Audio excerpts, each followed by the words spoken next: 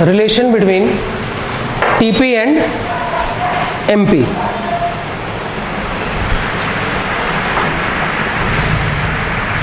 First point लिख लीजिए।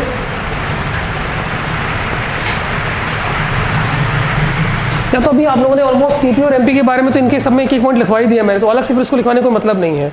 आप एक काम करिए, अगला लिखिए, relation between AP and MP. AP and MP. अब एमपी आपके सामने है यहां पर, आप एक काम करिए, आप एपी निकाल लीजिए। आप एपी निकालना आता है सबको? एपी कैसे निकालेंगे बच्चे? टीपी को किससे डिवाइड कर देंगे? क्वांटिटी से। ठीक है, निकालिए कितना कितना आ रहा है।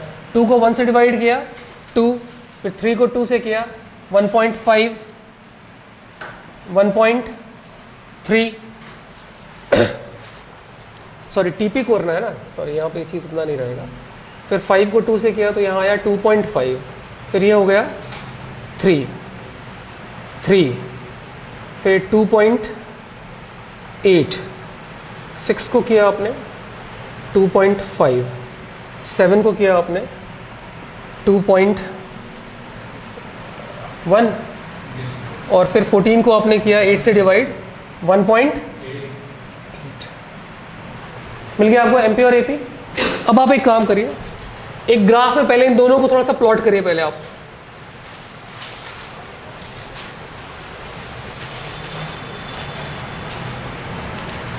एमपी और एपी को किसी एक पर्टिकुलर ग्राफ में आप प्लॉट करिए।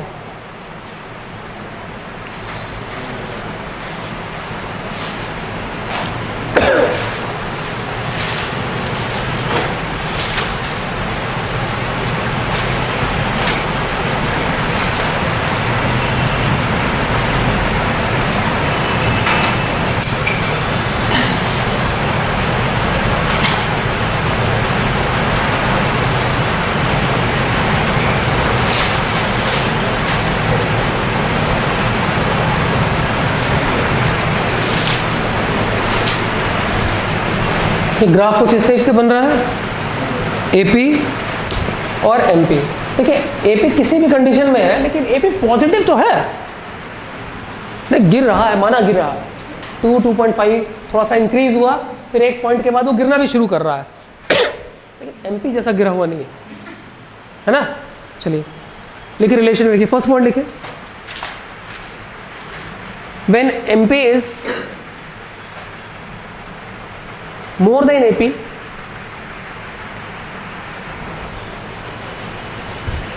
comma AP rises, लगातार देखिए इंक्रीज कर रहा है, 2, 2.5, 3 इंक्रीज कर रहा है। सेकेंड,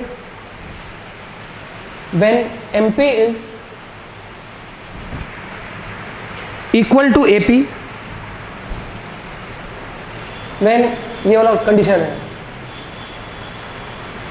है ना, when MP is equal to AP, comma AP is at its maximum। भाई उस शेड्यूल में, पूरे शेड्यूल में 3 ही हाईएस्ट है ना।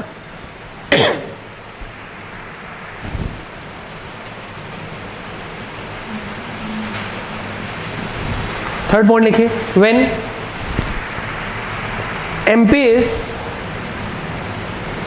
less than AP, comma AP falls।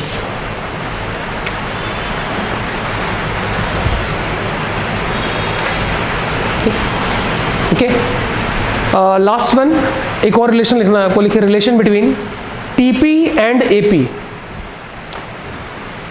TP and AP, आप लोग के सामने टीपी भी है और एपी भी है। एक रफली जरा से एक ग्राफ प्लॉट कर लीजिए आप लोग, टीपी और AP.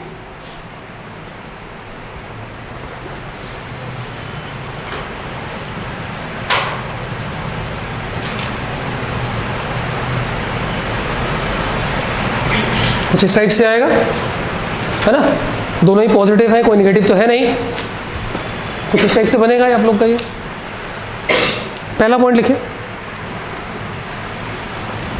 when TP increases at ये यहां से यहां तक किस रेट से बढ़ रहा है? इंक्रीजिंग रेट से. When TP is increases eight increasing rate, comma, AP क्या हो रहा है? Rises. AP rises.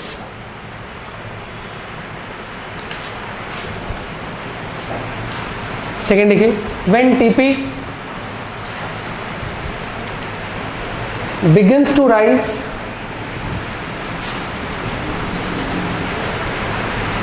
at diminishing rate.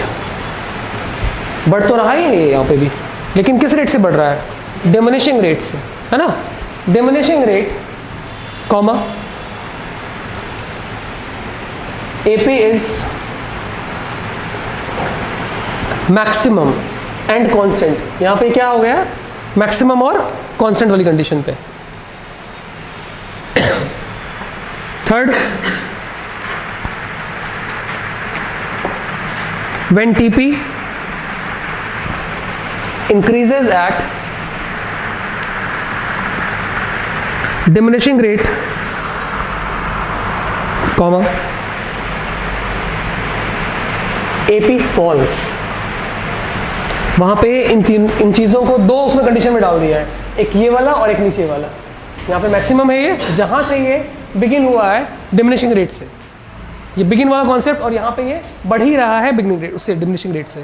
तो वहां पे ये क्या हो गया? फॉल होना शुरू हो गया. Next, when TP is maximum and constant,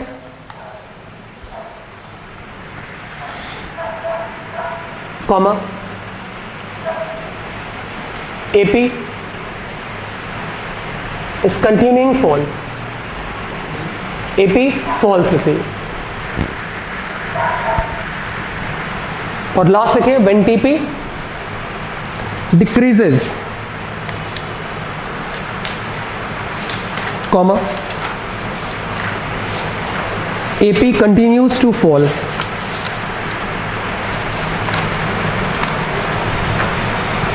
ठीक है.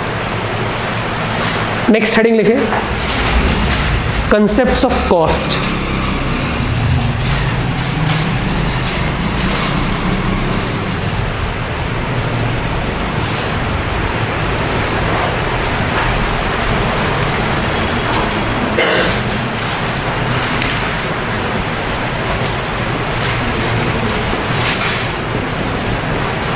Concept of cost. सबसे पहले कॉस्ट कितने तरह की होगी? 4-5 तरह की है. चलिए पहला लिख लीजिए, first real cost. Real cost. फिर क्या है? सोशल. फिर है इम्प्लिसिट. फिर है एक्सप्लिसिट. रियल, सोशल, इम्प्लिसिट, और भी कोई है? Opportunity cost.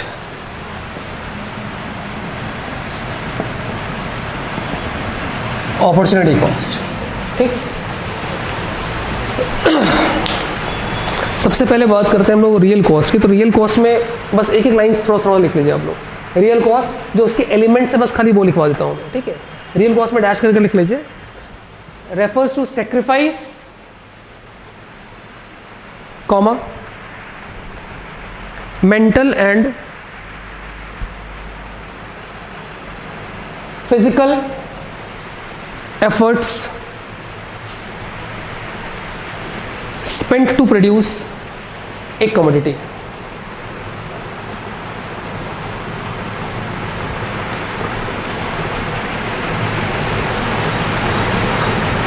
Clear? Second, social cost. Social cost का मतलब क्या हुआ?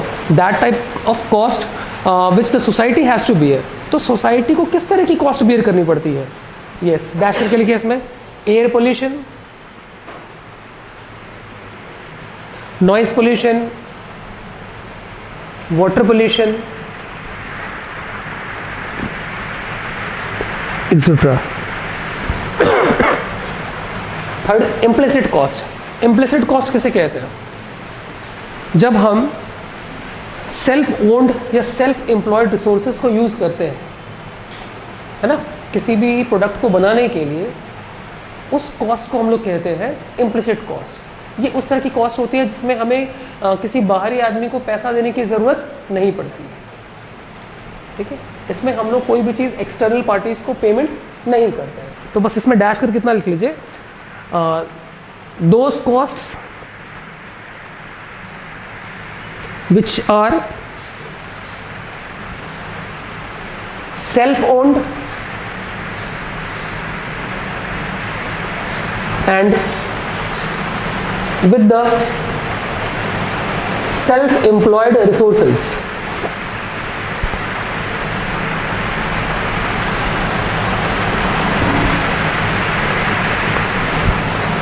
Explicit cost का मतलब क्या होता है?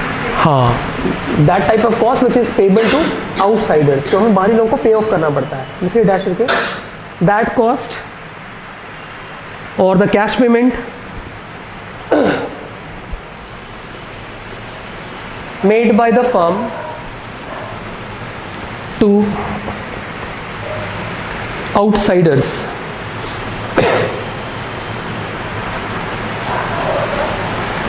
Example rent,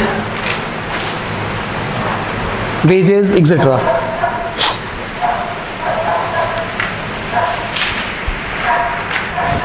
And the last one is opportunity cost. Clear है? Next, best alternative use.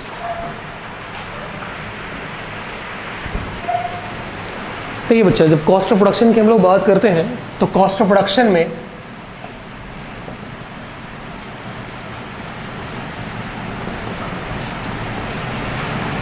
तीन मान लीजिए मेन क्लासिफिकेशन है। The first one is the total cost, which is total fixed cost और टोटल वेरिएबल कॉस्ट। फिर उसके बाद यहां पे आता है एवरेज कॉस्ट। एवरेज कॉस्ट में भी दो चीज़ें आती हैं, क्या क्या? AFC यानी कि एवरेज फिक्स्ड कॉस्ट, और दूसरा AVC यानी कि average variable cost, and the last one is marginal cost. ठीक है, ये तीन चीज़ें आती हैं। अगर बात करते हैं हम लोग इसकी, तो टोटल कॉस्ट का आगे फॉर्मूला वगैरह भी रहेगा कि TFC प्लस TVC। ठीक है, चलिए सबसे पहले बात करते हैं टोटल कॉस्ट। देख लीजिए ऐसा टोटल कॉस्ट। टोटल कॉस्ट अगर लिखना होगा तो हम क्या लिखेंगे? लिखेंगे ना, it is the sum total of fixed cost and variable cost. बस ये लाइन लिख लीजिए आप, it is the sum total of fixed cost and variable cost.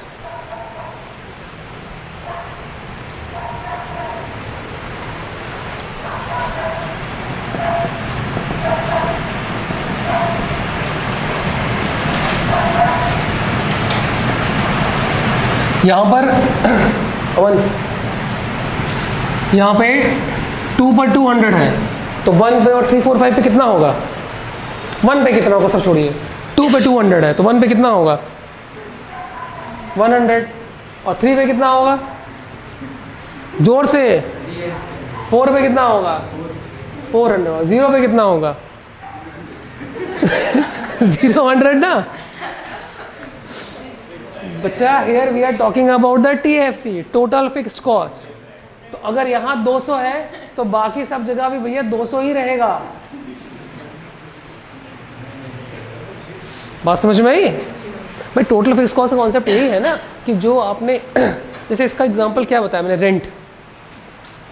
ठीक है, मान लीजिए ये इस रूम का हमने रेंट ले लिया है 200। अब यहाँ पे अगर कुछ नहीं बनाएंगे आप तो भी आपको 200 रेंट पे करना पड़ेगा। 1 यूनिट बना लेंगे तो भी 200, 4 यूनिट बना लेंगे तो भी 200। क्लियर? अब बताइए अगर 400 बना लिया तो कितना होगा?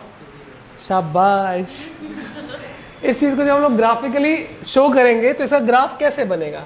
इसका ग्राफ एकदम स्ट्रेट ऐसे, यहाँ नीचे यूनिट्स रहती है, तो 1 2 3 4 5 है ना, और यहाँ पे ये मान लीजिए 100 है, ये 200 है, ये 300 है। ये कॉस्ट का वाला ग्राफ है। ये एक्स पे हम लोगों ने यूनिट्स रखा है और वाई पे कॉस्ट रखा है, तो इसका जो ग्राफ होगा वो कैसा होगा, parallel to the x axis, constant रहेगा। सबको बात समझ में आ गई है? ख्याल रखिएगा, अगर प्रोडक्शन हमारा 0 होगा तो भी हमको ये 200 रुपये तो पे करना ही पड़ेगा। Clear? Next TVC, total variable cost. Total variable cost को कुछ और भी कहते हैं, लिख लीजिए टोटल वेरिएबल कॉस्ट, फिर आगे लिख लीजिएगा प्राइम कॉस्ट। हाँ, प्राइम कॉस्ट और डायरेक्ट कॉस्ट।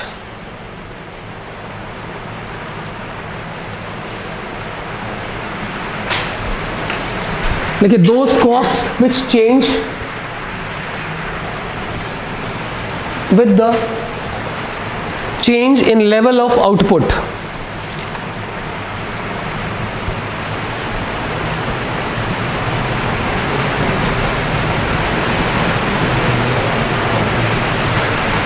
ठीक है, एक शेड्यूल पहले बना लीजिए आप लोग, 0 10 18 24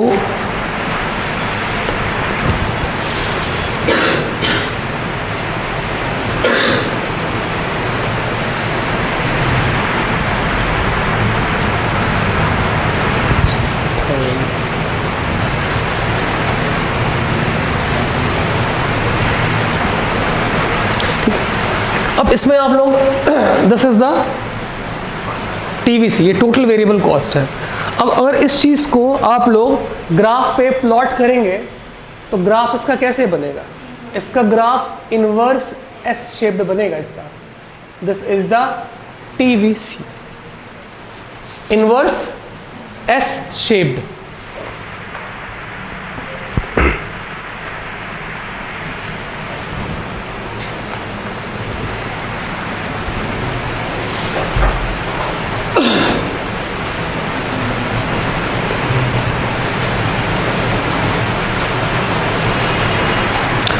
एक बात बताइए जरा सा,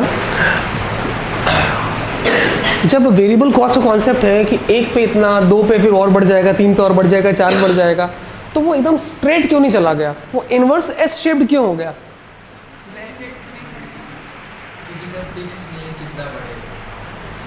चलिए ठीक है, और कोई? हाँ, तो वो सेम रेट से नहीं बढ़ रहा है, उसकी एक वजह होती है। वाई द, हाँ यस, जस्ट इस बात को आप लोग हमेशा याद रखिएगा। कहीं भी अगर ये यू हल्का सा आ गया तो वो है, उसके पीछे एक ही लॉजिक है, just because of law of diminishing. ठीक है, ये चीजें हो गई। उसके बाद अगला आता है टोटल कॉस्ट। ये फिक्स कॉस्ट, वेरिएबल कॉस्ट हो गया। उसके बाद टोटल कॉस्ट। टोटल कॉस्ट में एक ग्राफ यहाँ पे आप लोग एक आगे बढ़ा लीजिए। टोटल कॉस्ट, टोटल कॉस्ट के लिए पहले आपको एक फिक्स कॉस्ट, मुझे वो देना होगा ना आप लोग को, फिक्स कॉस्ट। तो टीएफसी यहाँ पे लिख लेते हैं, 20 लिख लीजिए आप, सब में 20। कि किसी में चेंज करें आगे बढ़ाने पर? चलिए निकाल लीजिए, व्हाट इज टीसी।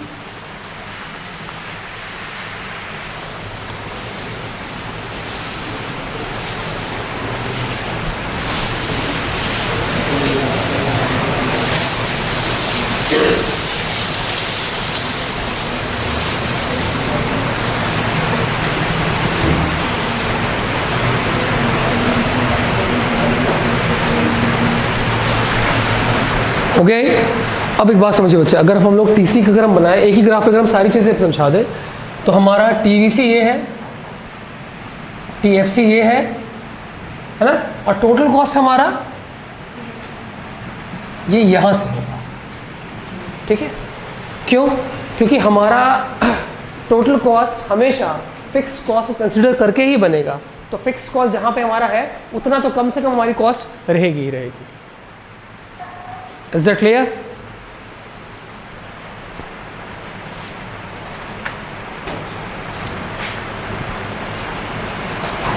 बस